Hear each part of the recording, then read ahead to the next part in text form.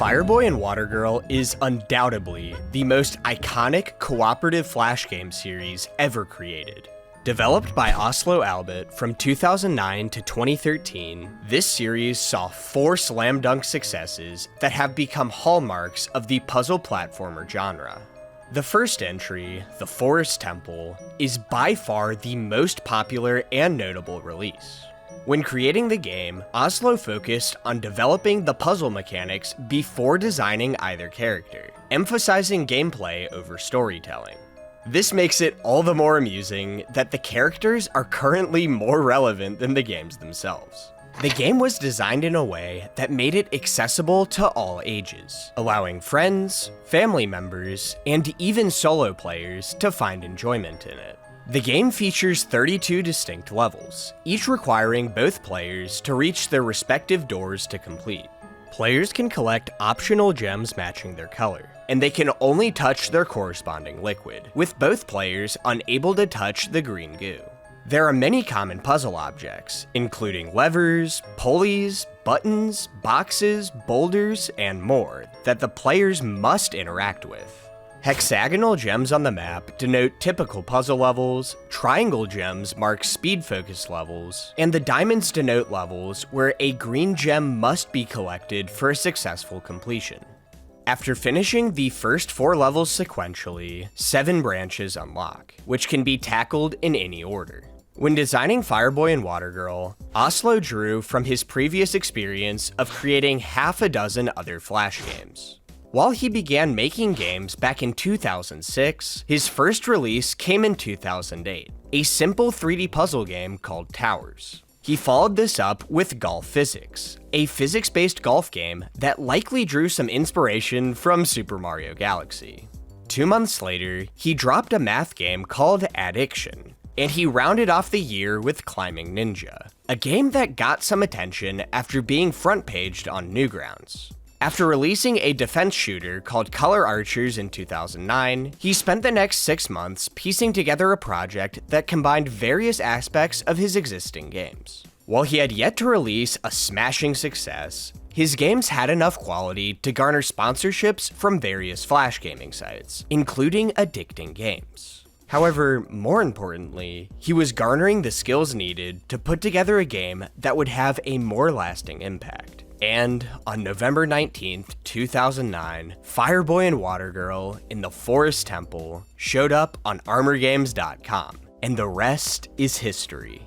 While the game garnered a large casual audience over the years, as Oslo himself said, "Easy to play, hard to master games are key components for many successes." However, once you already know how to solve the puzzles, the movement itself becomes relatively trivial. To incur an additional challenge, speed had to be the goal, and with each level having a built-in timer, it appears that Oslo was acutely aware of this. True mastery came not from a 100% completion, but by getting the best time possible to appear next to each level on the map. However, speedrunners often like to take things a step further, completing the whole game as fast as possible, which usually demands a higher level of consistency and endurance. With the game designed as both a single-player and multiplayer experience, any speedrunner could either hone their skills with a partner or become a master of multitasking, another challenge in itself.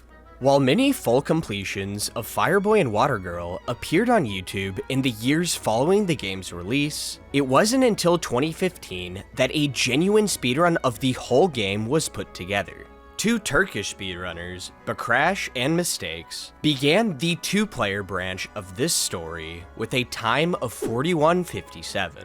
There isn't much to note about this run other than it being a decent completion with several mistakes and deaths. So, let's fast forward to February 1st, 2016, where the time was cut all the way down to 24:32 by a single player. In this run, GoGo TBC performs separate actions with both characters simultaneously, taking advantage of opportunities to align them in the same position to make movement much easier.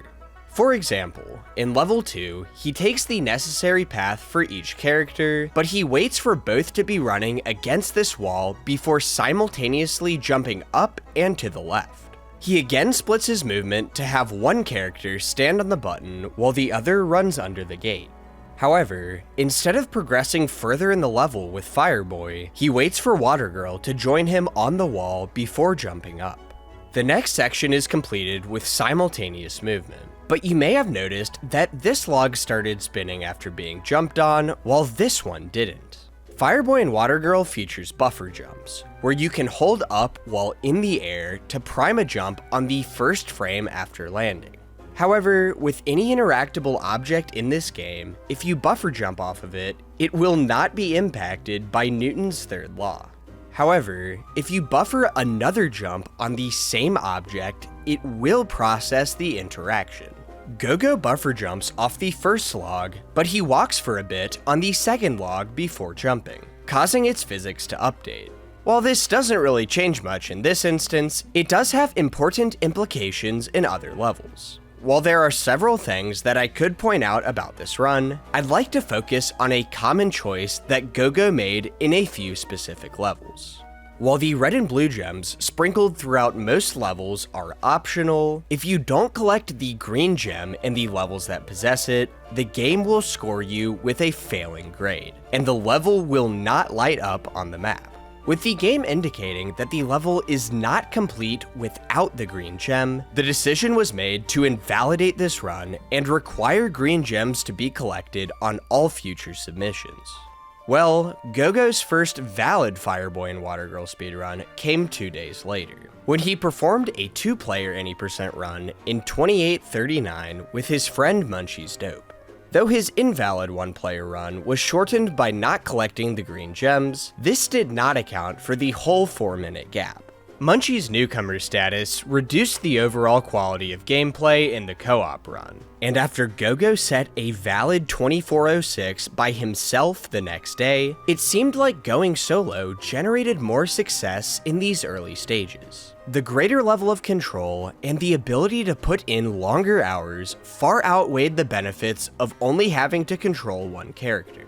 Go-Go's 24:06 was a solid world record in the 1-player category, and it featured quite a few exploits that saved some decent time. In level 10, he drops to the right corner of this water pool with Fireboy, before buffer jumping in place. This doesn't extinguish him, since the hitbox of the liquid on sloped sections is extremely shallow. He buffers another jump to the left, landing on the other slope, before buffer jumping again to escape. This skips the segment where Fireboy has to flip this lever and navigate through this perilous tunnel to the left, saving a good chunk of time. However, Go-Go completes his movement with Fireboy before moving Watergirl off the lever, despite both paths being open at the same time. When movement gets too complex, it is extremely difficult to navigate 2 different paths simultaneously, especially when they are this far apart. These instances are where 2-player runs have a distinct advantage, and you can see that Go-Go and Munchies completed the level with the same in-game time despite Munchies taking the platforming much safer. In level 13, Go-Go skips dropping one of the boxes to make a pyramid by standing on the first box and jumping around the second box as it falls. With both the 10 and 13 strats being somewhat risky, it makes sense that Go-Go decided to do the top left branch first, saving levels 5, 6, and 7 for later. This improved his reset efficiency, a concept where speedrunners opt to put harder strategies earlier in the run if possible, since it makes resetting to them less costly from a time investment standpoint. Go-Go's next exploit came in level 14, where he used a simultaneous buffer jump to get off this seesaw without having to weigh it down with the box. This is an instance where 1-player runs have a slight advantage, since it is harder to coordinate a simultaneous maneuver with another player compared to your other hand. You can see that Go-Go and Munchies struggled to pull this off, completing the level slower as a result. Now, hold your horses, because the next skip is by far the largest yet.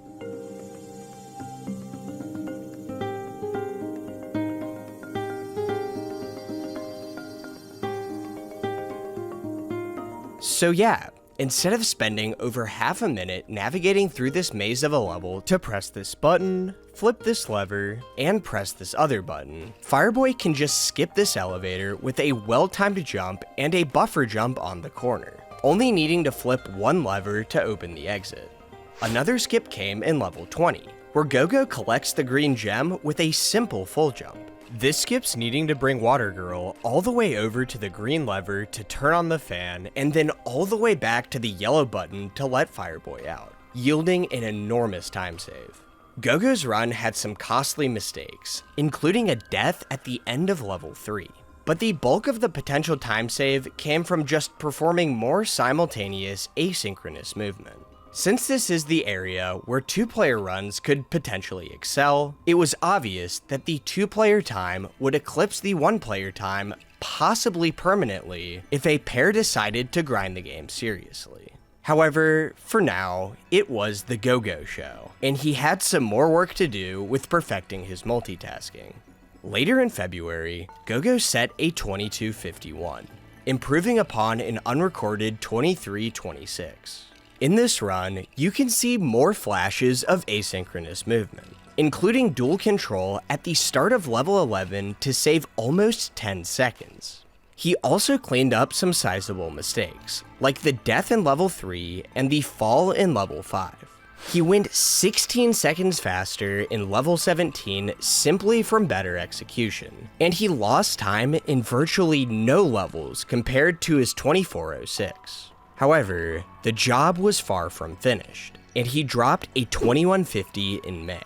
He added a few more strats, including jumping over this gap in level 2 with both characters at the same time instead of extending the platform. He does fail his first attempt at the water skip in level 10, but his improved execution elsewhere allows him to still save time on the branch. He saves 10 seconds in level 29 by getting through this awkward jump way faster. His only significant time loss came in the very next level, where he loses almost 30 seconds by forgetting to push this box to the orange button before falling down.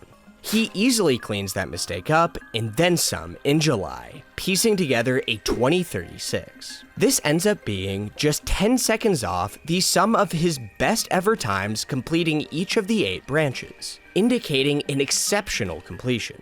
The large mistakes were essentially absent, and the movement was more asynchronous than ever. Half of his splits were gold, often significant ones at that, and Gogo indicated that a sub 20 was in his crosshairs. However, almost a year later, his 20:36 still stood as the record, and nobody else even dared to challenge him. Instead, Gogo decided to set some more two-player records with his pal Munchies, where they improved to a 27:25 on August 23, 2016, and a 25:07 on November 3rd. They were clearly approaching the category as more of a fun activity, rather than a serious grind. Assuredly, a nice change of pace. Finally, in June of 2017, Gogo came back to one-player runs, and he accomplished his goal with ease, 19:02. With this run, Gogo decided to change his route, opting to complete level 5 first after the junction. This is because he implemented a new, difficult approach to the pulley section that saved around 4 seconds. Then he moved over to level 30, because he decided to implement this strat.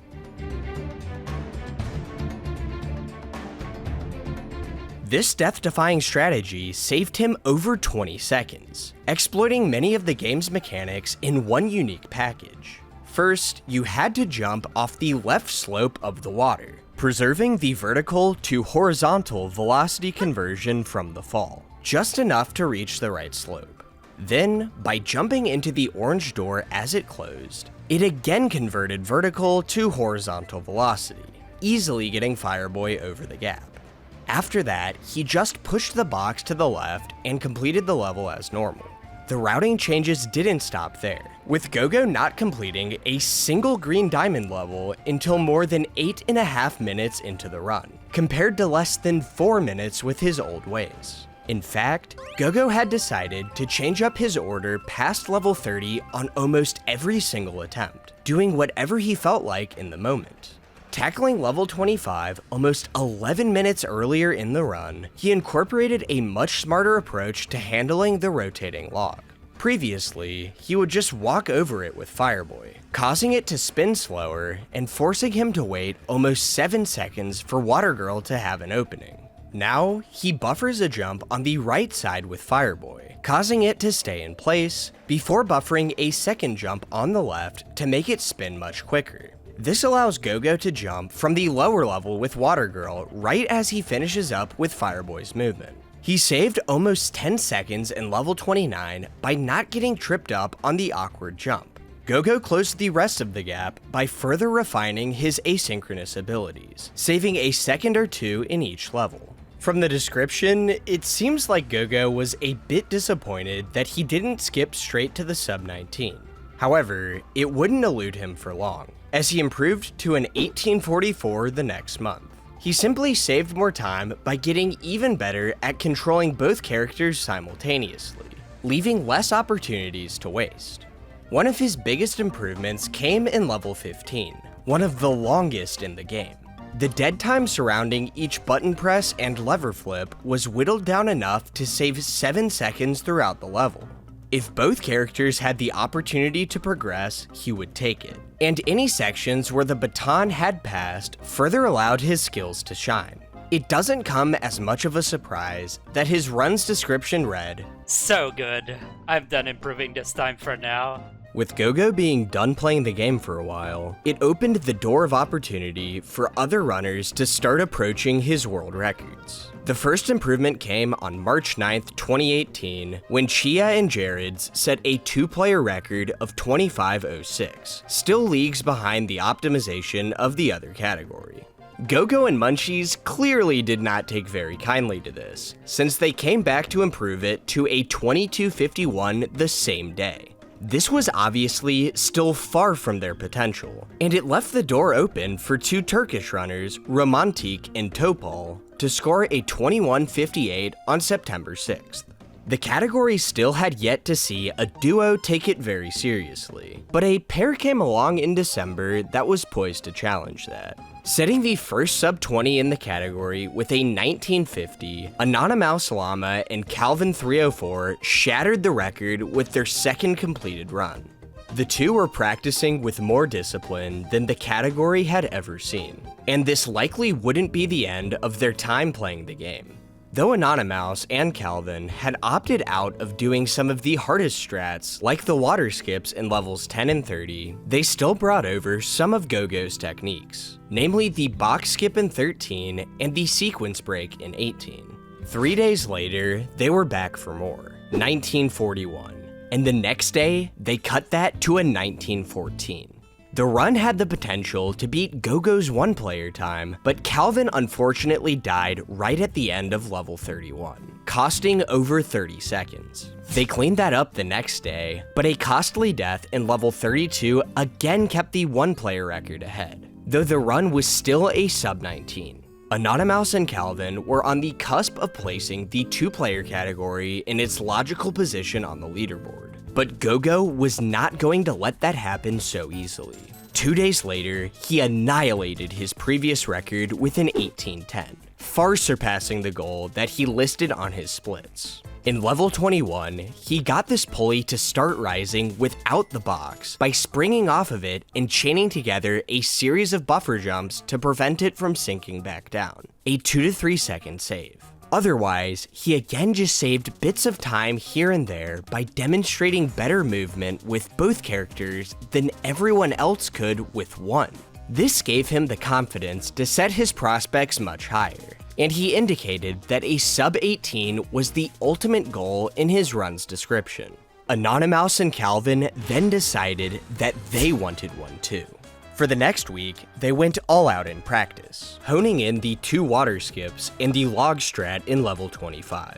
On December 26th, they started a run that got way ahead after hitting the strat in level 30. They got the level 18 skip second try, which was good enough to save 8 seconds, and the lead eventually grew to 40 seconds after an optimal level 16.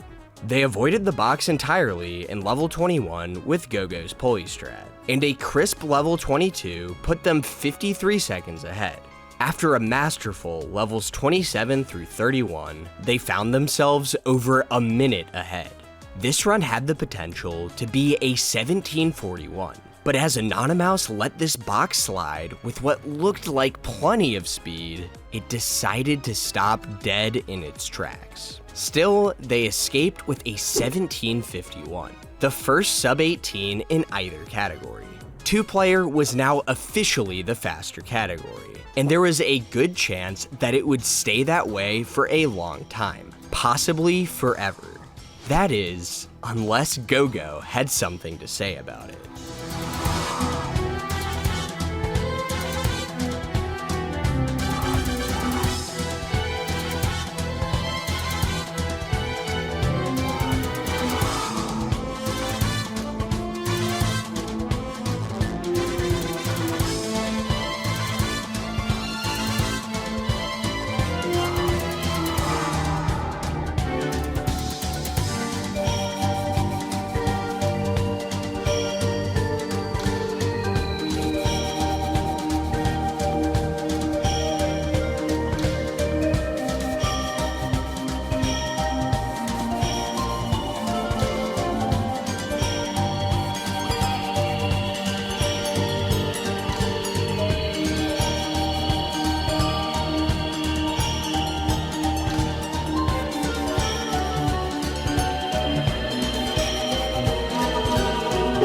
Gogo put one player ahead once again with a phenomenal run on May 26, 2019. He did lose a decent chunk of time from a really quick death in level 29, but it was still a good enough pace to pique his nerves early in the run. That is the biggest trade-off of putting the most difficult strategies at the start of the run. With nothing especially challenging left, the area under the nerves curve is much greater. However, that proved to be no challenge for Gogo, as his pace just got better and better from that point onward. He had set a 1741 earlier, which unfortunately has no video, but a 14-second improvement was still a huge jump given how optimized the run was. Indeed, with both categories now having dominant records for the first time in the game's history, it made sense that they would stand for a decent while. Unless Munchies felt like ascending to Gogo's level. The rest of 2019 and 2020 came and went with no new records. The game had seen loads more activity in both categories, but nobody had even come close to either record. Finally, on February 10th, 2021, Caligbert and Flubs set a new two-player record of 1739. They stayed extremely consistent throughout the run, with the only significant time swings coming from a bad level 6 and a great levels 29, 19, and 15. 7 days later, they were over 5 seconds ahead going into level 21, where a mishap with the pulley appeared to kill the run. Thankfully, they had a creative backup in reserve, and the show carried on. They got right back on schedule with a much improved level 23, and the pace steadily improved level by level from there. 1730. Right on Gogo's heels, all they had to do was clean up a few inaccuracies, and two-player would be back on top. While Caligbert and Flubs demonstrated similar movement skill to Gogo, a distinct advantage that they held over him was their menuing speed. Almost every transition was just a beat faster, and across the run, that amounted to several seconds of time save. Well, the next day, they did just enough to come out on top with a 1721.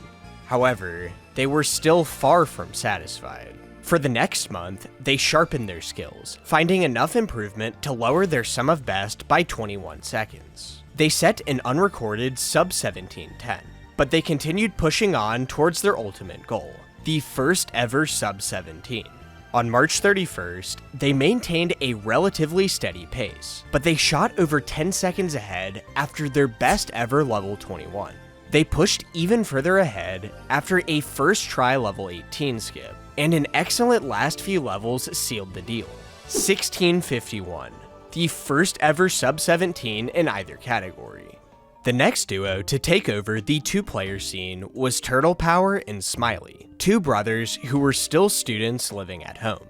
While Smiley was a veteran speedrunner, picking up the hobby back in 2014, Turtle hadn't really tried it out until 2021, gaining interest in Flash game speedrunning after watching some of my videos. He and Smiley easily set the two-player 100% record in November of that year, and they came back in June of 2022 to set a 17-17 in any percent right off the bat.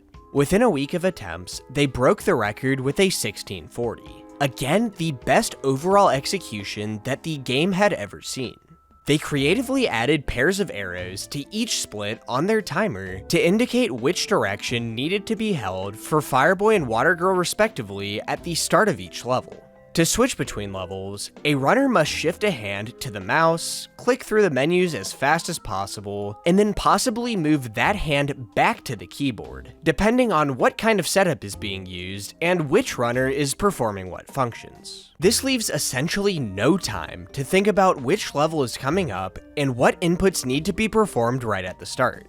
You can see many examples in former records of solo and duo runners buffering the wrong inputs at the start of levels and having to quickly adjust. There are also two letters on each split to help with the menuing itself, with the first letter indicating which branch the level is on and the second indicating what kind of level it is. While it is possible to memorize all of this, having a cheat sheet is a quick and easy solution to avoid losing unnecessary time, especially when two runners are trying to stay on the same page. Surprisingly, a pair of Portuguese runners, O Grande NR and Lord Batata, would take down the record just 2 weeks later with a 1626. Even more surprisingly, this was the first run that they had ever submitted to the category, with their only previous run in the game being a one-branch record that still stands to this day. This placed the two-player time almost a minute ahead of the one-player record, all but cementing the reality that the two categories would never swap positions again. As duos started practicing and pouring in attempts as much as solo runners, the advantage of splitting responsibility yielded a minute-long chasm that seemed impossible to overcome. Well, almost a year after Anonymous and Calvin had set their final two-player world record, Calvin had decided to take a stab at one player, submitting his first personal best of 22:20 on September 28, 2019. He'd continue to chip away at his time, slowly reducing the gap between himself and Gogo. However, over 2.5 years after Calvin set his 1819, Gogo's record was still standing strong, and Calvin hadn't moved an inch. However, out of seemingly nowhere, on November 15th, 2022, Calvin dropped a 1734, thrusting him into second place, right on Gogo's heels. Clearly, the man had been practicing quite a bit, and a few more completed runs could easily spell the end of Gogo's reign. Well, the very same day,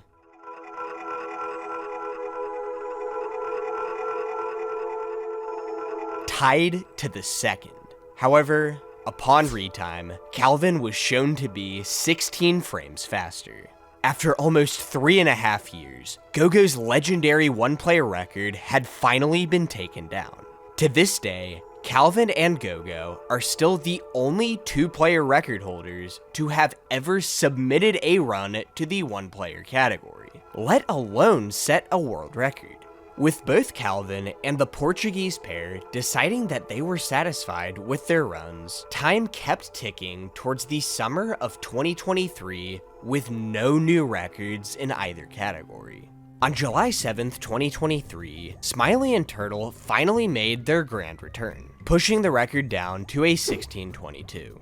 There wasn't much new to note, other than an extension to the trick in level 30. With a perfect starting position, it's possible for both characters to buffer a jump to the left and then off the corner of this slope, completely skipping both of the boxes. Unfortunately, you can see that Turtle Power failed it on his first go, so it didn't actually save any time.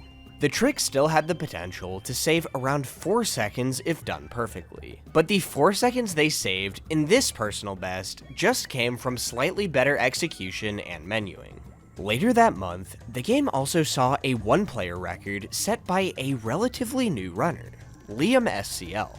While he hadn't made much noise in full game runs yet, he had tied or beaten 23 out of 32 of the individual level world records. However, with GoGo still holding the records for 25 levels, their skills appeared to be quite even, and it was unlikely for Liam to set a massive record right out of the gate. And this was the record. See, because why would I do all of these, like, silly little failed runs when I could just get a world record run? Oh my god! Oh my god! World record! World record! Holy shit! Yeah, that's more like it. With an official PB of 1914 set back in February of that year, Liam SCL came out of seemingly nowhere with this world record, similar to what Calvin had done. Drilling the game level by level for almost a year, Liam sharpened his skills enough to shave 15 seconds off the record at once, narrowing the one-player, two-player gap to just 50 seconds. This run was timed especially well, since me and HS Blue, the third place runner in the world's hardest game at the time, were getting ready to showcase a two-player run of Fireboy and Watergirl the next day at ESA, a biannual speedrunning marathon in Europe.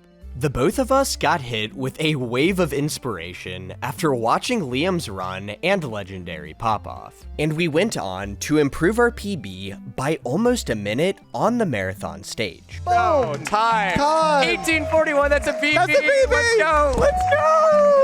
Oh my gosh. Yeah, that's a huge PB. Our PB was 1933 before this run. With the two of us living on almost opposite sides of the planet, this week was possibly the last opportunity that we had to play the game without half a second of lag, and we decided to further take advantage of it. We scored a 1646 in two-player, good enough for 4th place, and we broke the individual records in all 32 levels. We ultimately set 11 untied world records, further pushing the envelope of what was considered possible from an optimization standpoint.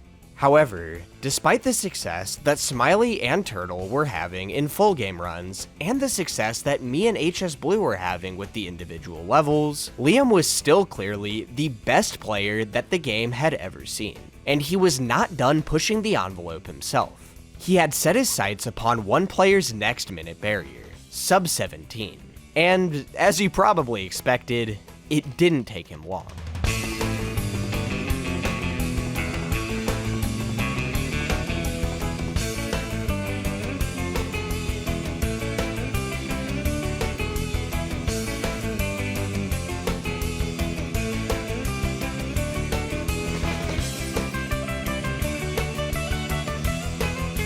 Did I do it? Did I do it? Oh my god! Let's go! Let's go! Oh my god! Oh my god! Oh my god! Let's go! Let's go! Oh, fuck yeah! Oh, let's go! Liam's splits were a bit wonky because he had just switched up his route, but he pulled off a 1657 without implementing any new strats. Liam was just executing at a higher level than any other solo runner, taking advantage of tiny opportunities to save time while minimizing mistakes. For example, he buffer jumps on these corners in level 2 instead of jumping from solid ground, and he got some boosts off these slopes in level 8 instead of taking it safe. These small decisions only saved fractions of a second at a time, but throughout the run, it could add up to quite a lot. And given that Liam had a sum of best segments of just 16 minutes and 15 seconds, faster than the two-player record at the time, he certainly could push things even further, perhaps flipping the two records. However, Turtle and Smiley decided to move the goalposts once again by dropping a 1609. They got their double box skip first try in level 30, but they again didn't save notable time from it because it took them so long to line it up. Throughout the run, they compared to their sum of best segments, which ended as a 1527, around 50 seconds faster than Liam's. We can see that they lost 3 seconds in level 7 due to a slow rock and some inaccurate jumps, 2 seconds in level 32 by being a little slow with the rock bump, 2.5 seconds in level 15 by jumping early here, 7 seconds in level 17 by messing up some lever flips. What on earth is that? Whether you think this is lazy, genius, or both, instead of programming a lever to control any number of platforms, Oslo decided to just pair each platform with one lever, stacking these same colored levers on top of each other so that they all get flipped at the same time. At least, that's how it's supposed to work in theory. Because Box 2D isn't a 100% perfect physics engine, it's possible to separate the levers with enough determination, or by complete accident. While this is a nice party trick, it does impact the run, since it takes more force to flip larger stacks of levers compared to smaller ones. The buttons in the game are programmed the same way, which can make it easier to get pushed off of them if you are standing near the edge. If Smiley and Turtle could clean up level 17 and a few other nickel and dime mistakes, a sub 16 was attainable, and they set their sights firmly upon it. 2 days later, they had a 1607, losing around 5 seconds in level 7 from this rock randomly losing a bunch of speed. They also lost 6 seconds in the penultimate level from this unfortunate mishap. Cleaning up those 2 inaccuracies alone would easily do it. And 8 days later, on August 19th, 2023, they got it. 1554. You may have noticed this already, but the game has an annoying bug where doors sometimes just won't activate when running in front of them, requiring the player to jump in place to refresh it. The doors should activate when the corresponding player collides with an object that hovers just barely above the ground. However, Box 2D has issues handling collisions with thin objects, so it sometimes reports that the player is only touching the ground, causing the door to stay shut. The double box skip in 30 was their fastest one yet, and the only sizable mistake was some bad movement in level 29. With a sum of best of 1514, it seemed like Smiley and Turtle had just broken the last minute barrier that the game would ever see. And as it turns out, their 1554 is still where the 2-player record stands today.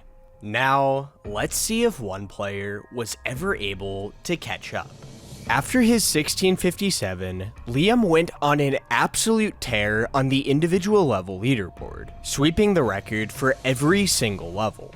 He even managed to beat some of the 2-player records, including a 27-second level 1, an 11-second level 5, a 33-second level 7, a 35-second level 11, a 16-second level 21, and a 46-second level 22.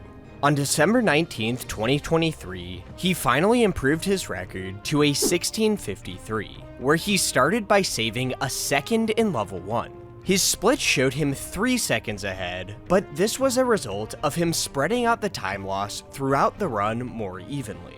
He got 3 gold splits in a row on levels 7, 30, and 31, but he ended up losing some time on the next few levels. However, he was helped out by a new level 10 strat where he stacked Fireboy and Watergirl during the water skip, cutting out some dead time while making the ending movement a bit easier. He nailed level 18 skip first try, and a flawless level 27 put him over 10 seconds ahead.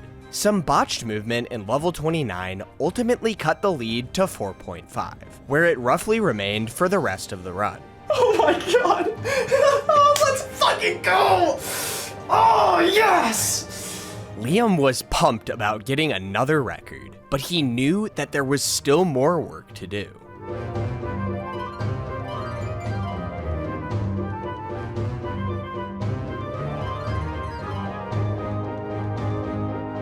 Yes! Yes! Ah, yes! Liam cleaned up a bunch of mistakes in the second half of his run, and it allowed him to completely skip over the 1640s to a 1638 on April 10th, 2024. While he had improved his PB by 15 seconds, his sum of best had since dropped by 20, indicating that there was still some gas left in the tank. You ready, guys? This is gonna be a good run, okay? It's gonna be within 10 seconds of my PB, I promise.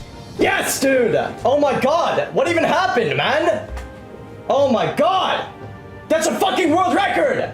Liam may have lost 4 seconds by missing a log cycle in level 25, but he still scored a 4-second world record on April 23rd. 4 days later, he knocked that down to a 16:28. A solid run that did unfortunately have a death at the start of level 6 when attempting this slope boost strat. Also, in the last level, I just need to not, like, fall in the pit. This is it, guys. he lost 7 seconds by falling in the pit. Thankfully, he got his redemption that very same day.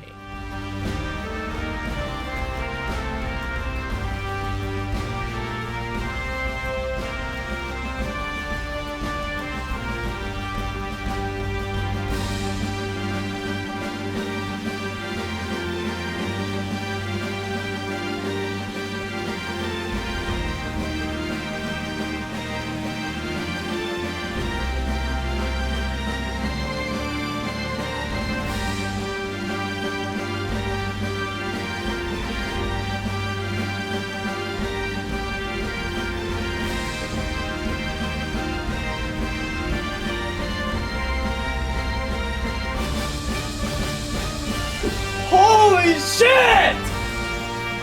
Oh my god!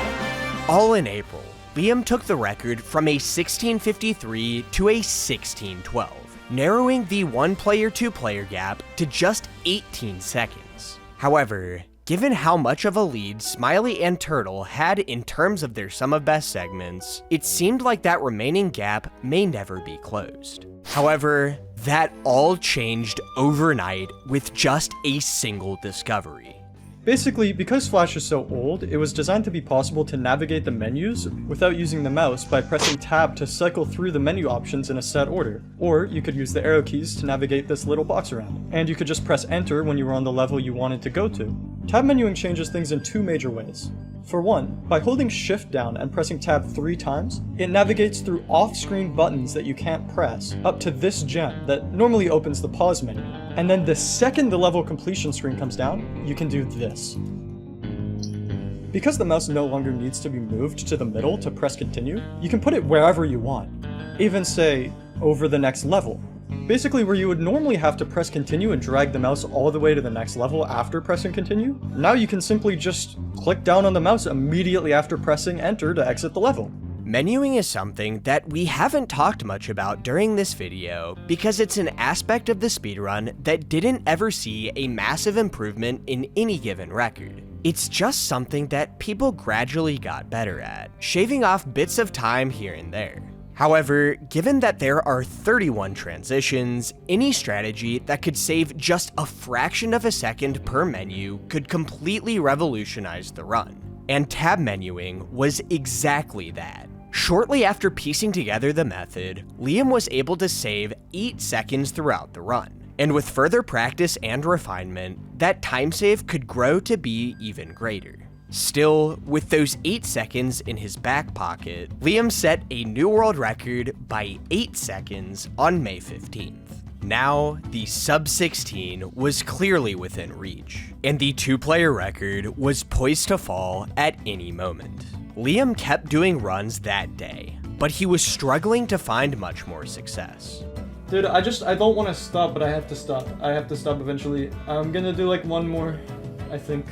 He was nearly ready to close up shop for the night, but he still had another attempt or 2 left in him. I had a lot of really, really good runs really early on, and then it's kind of just been downhill from there.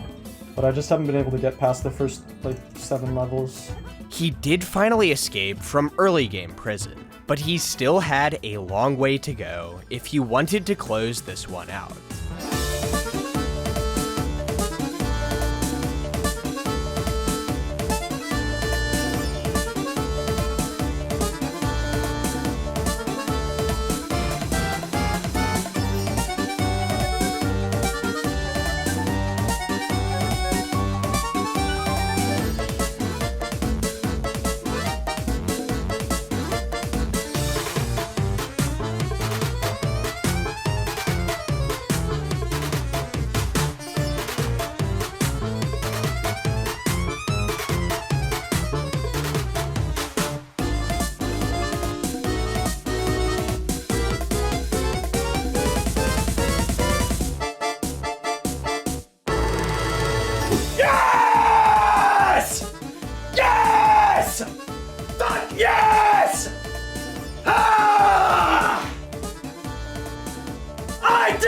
shit! Through pure determination, Liam clutched out one player's first sub-16 at the very end of his attempt session. With just 3 more seconds left in the 1-player 2-player gap, Liam had one more goal in mind. And with a 1.5 minute lead over second place, there was zero chance that anyone else would pull it off before him. Right?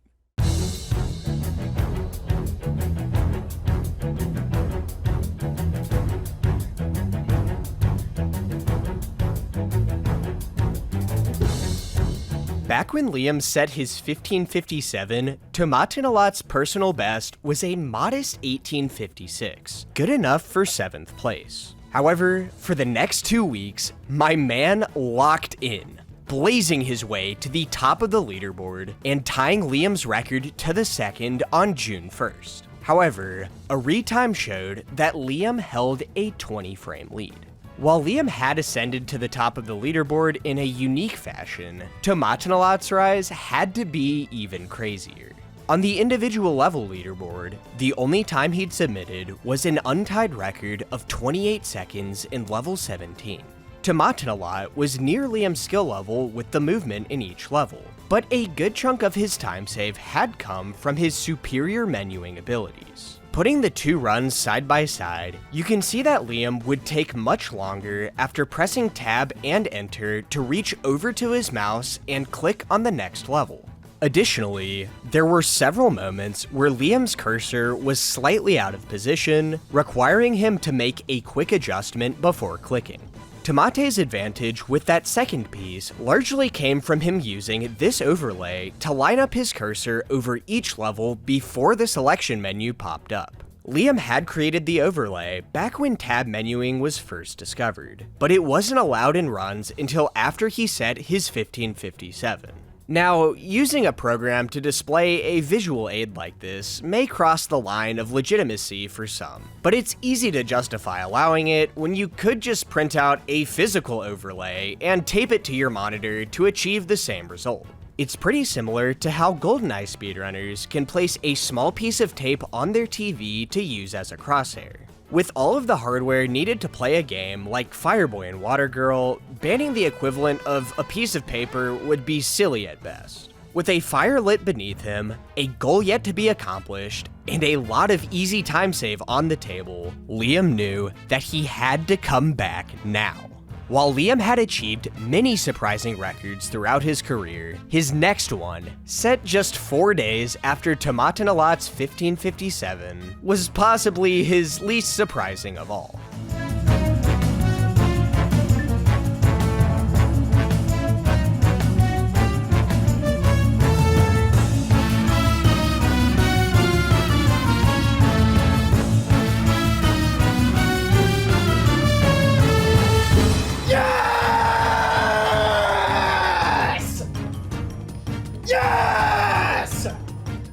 GG's.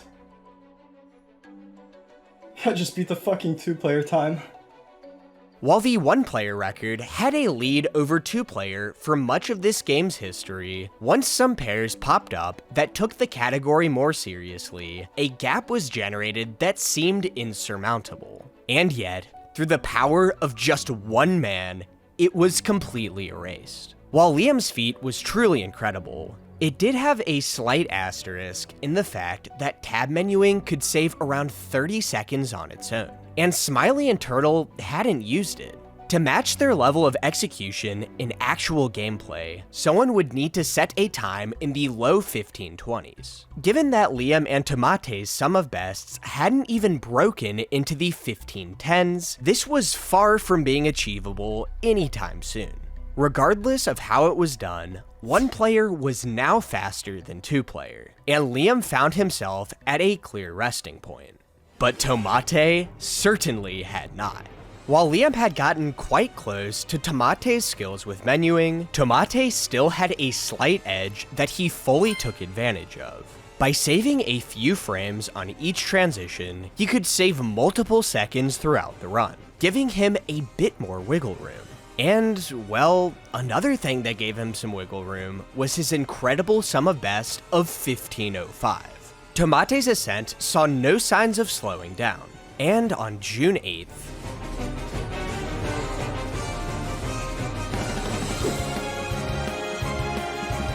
indeed, in less than a month, Tomate had gone from his first submitted run to the very top of the leaderboard, concluding the most legendary grind the game had ever seen. However, given that there was still some clear mistakes to clean up, Liam struck back quickly, sporting a new headband.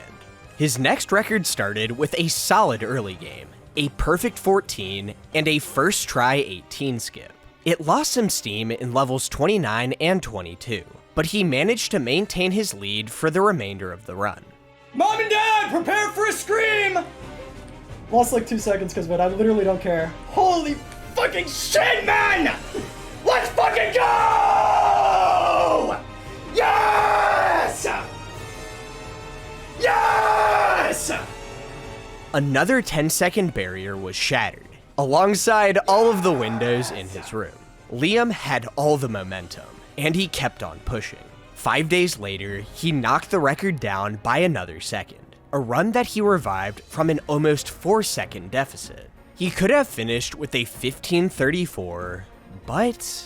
Nice, we got the luck we needed. Now we just don't fall, and it's a... Ooh. That's sad. He had a bit of an unfortunate ending, but it ultimately didn't matter too much. He had his sights set higher than that. After 2 more days of grinding, he pushed his sum of best as low as Tomate's, and his consistency had reached a level never before seen. His menuing was pristine, his game control was unmatched, and his headband was still on. It was time to kill the category.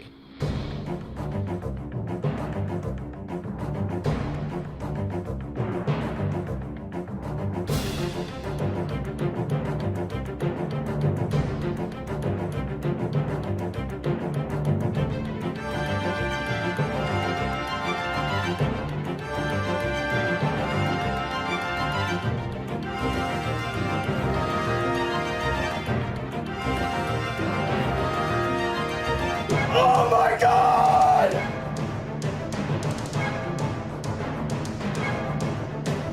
Zero sizable inaccuracies, near perfect execution. It would be silly to try to improve this run without any new strategies. Unsurprisingly, Liam took a break after this, improving the 1 branch and 100% records before going fully dormant. But when September came, Liam woke back up, and any percent was right back in his crosshairs. He switched up his route, and he brushed up on some individual level only strategies in case he needed them. This included an incredibly difficult water skip in level 11 that could save around 5 seconds, and this slope boost in 19 that could save almost 2. During his week-long grind for a new record, Liam eventually hit both strategies in ultimately unsuccessful runs. Also, by playing other levels more aggressively thanks to the routing change, his sum of best improved by 18 seconds. On September 27th, he had a run that was slightly behind going into level 19. Oh, I'm slipping through my save time, am I live? Okay, definitely save time. Yes! Yes! A new world record was certainly welcome, but Liam had his hopes set a bit higher than just a half-second improvement. He needed to hit 11 skip on a good run, and if he could pull it off, his own gameplay could finally surpass the best of 2 players, once and for all. Nice, nice, nice. Yeah, there's just no way I'm going for the big skip on the next level. I'm way too far ahead at this point. Why am I going for it, man? This is such a bad idea. Yes! Oh my god! This is the best start I've ever had in my life. Okay, it's gotta die at some point, but this is the best start I've ever had, and I'm just happy about that fact alone. I'm not gonna lie, I think I just need to, like, not talk for the rest of the run. Dude, there's still so many levels in the game. There's no way this is, like, actually gonna end up being something, but I'm just glad I got this good of a start once. And I hit the 1-frame jump? By far the best start I've ever had. To the point where, like, it has to die to something. It has to. This would be, like, too insane of a run to get. It just has to die. Dude, it's gotta, like, die on level 23 or something.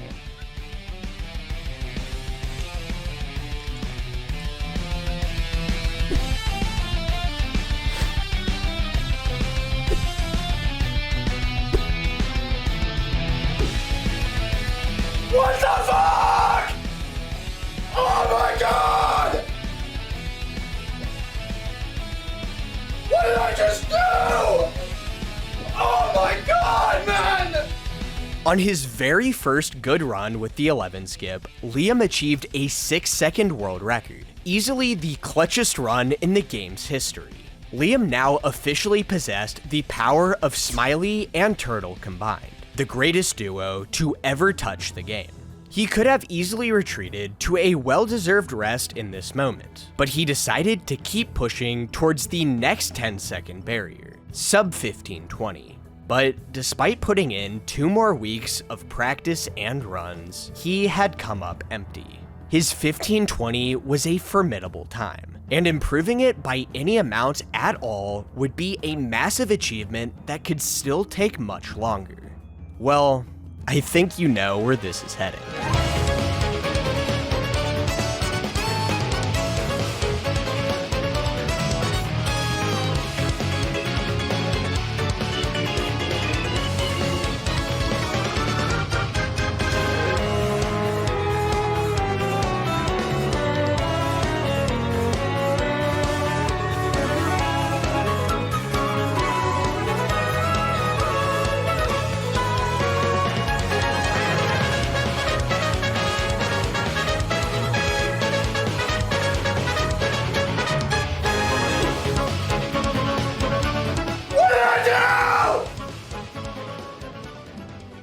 Liam never saw a 1510, and he probably never will.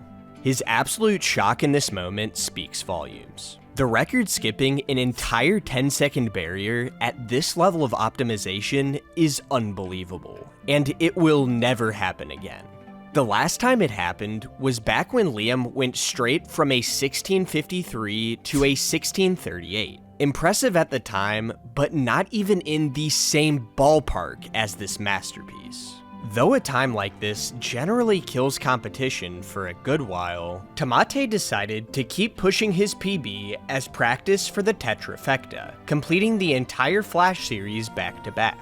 In another generational month-long stretch, he went from a 1547 to a 1514, placing himself right on Liam's heels. Liam had successfully improved his record to a lower 1509 on November 1st, but that was not enough to ward off Tomate, who set his sights on sweeping every one-player any percent record in the series. Liam's 1509 was the only obstacle that remained, and in February 2025, his enormous amount of experience with speedrunning the entire series came on full display. 1507. The original menuing master had finally become the gameplay king. After setting 4 100% records in a single Tetrafecta run the next day, Tomate achieved the coveted title of a full Flash series sweep for the first time in history. And that is where things stand today. In Fireboy and Watergirl speedrunning, 2 players have gotten so good at the game that they have eclipsed the skill of the game's greatest duo by themselves, and nobody else is even close. By showing obsolete runs on the leaderboard, the picture becomes even clearer. These 2 runners are simply in a class of their own. Seeing as Liam and Tomate both have a sum of best in the 1430s, it appears that a sub 15 is on the very cusp of being achievable. However, to make it realistic, throwing in more strategies from the individual level leaderboards, such as the double box skip in level 30, may be necessary.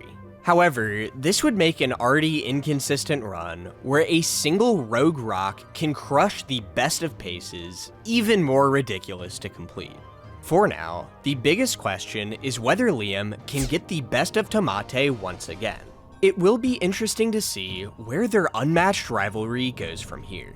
However, one thing is for certain. Smiley and Turtle must be relieved that Liam and Tomate haven't joined forces yet.